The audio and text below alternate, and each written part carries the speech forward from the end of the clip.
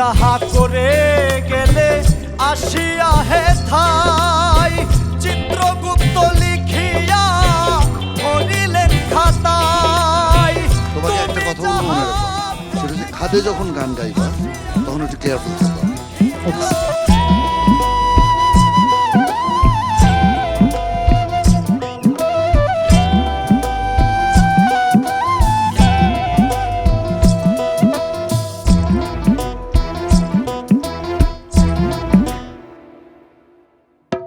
ভেবেছ কি মনে এই ত্রিভুবনে, ভেবেছ কি মনে এই ত্রিভুবনে, তুমি যাহা করে গেলে কেউ জানে না, বারে বারে আর আশা হবে না, বারে বারে আর আশা হবে না। এমন মানব জনম, এমন মানব জনম আর পাবে না, বারে বারে আর আশা হবে না, বারে বারে আর আশা হবে না।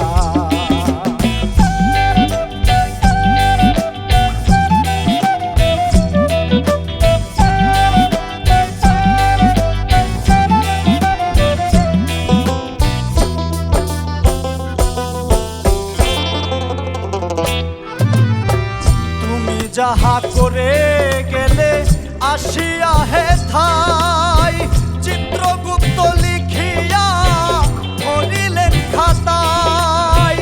তুমি যাহা করে গেলে আসিয়া হে থাই,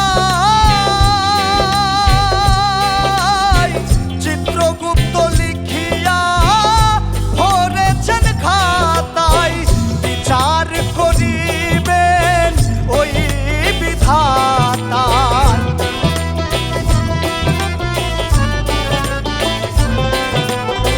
বিচার করিবেন সেই বিধাতায়।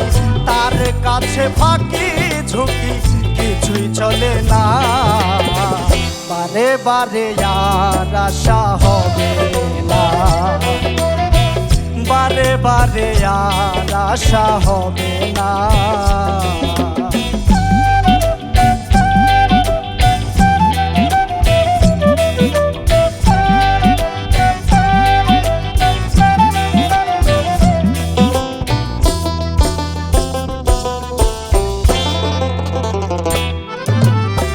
সাবধানে চলো মন, হও হুঁশিয়ার, বেলা তো বয়ে যায় আসে অন্ধকার।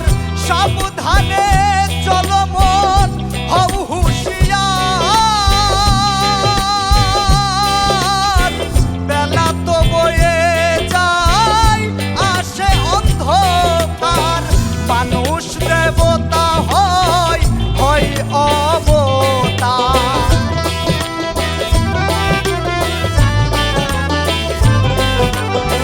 মানুষ দেবতা হয়, হয় অবতার। ভবা কহে চোখ মেলে যে দেখো না, বারে বারে আর আশা হবে না, বারে বারে আর আশা হবে না।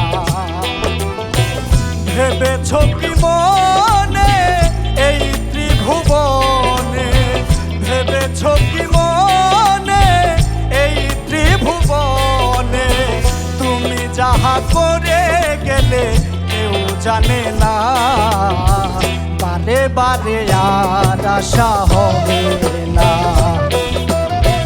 বারে বারে আর আশা হবে না, বারে বারে আর আশা হবে না, বারে বারে আর আশা হবে না।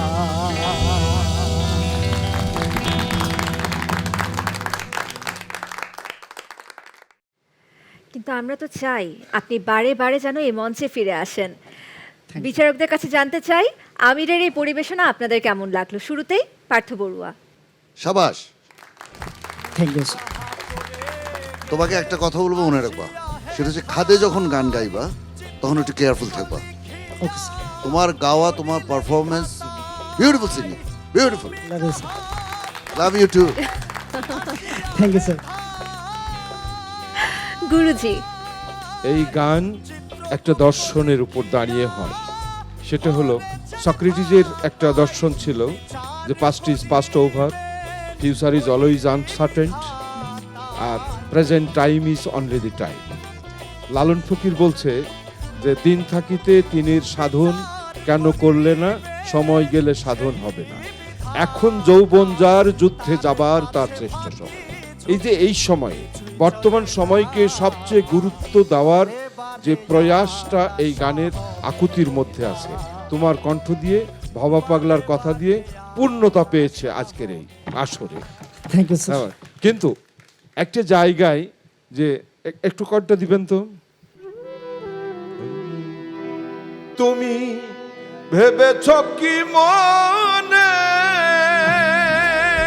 এই যে তুমিটা উচ্চ হয়ে গেছে।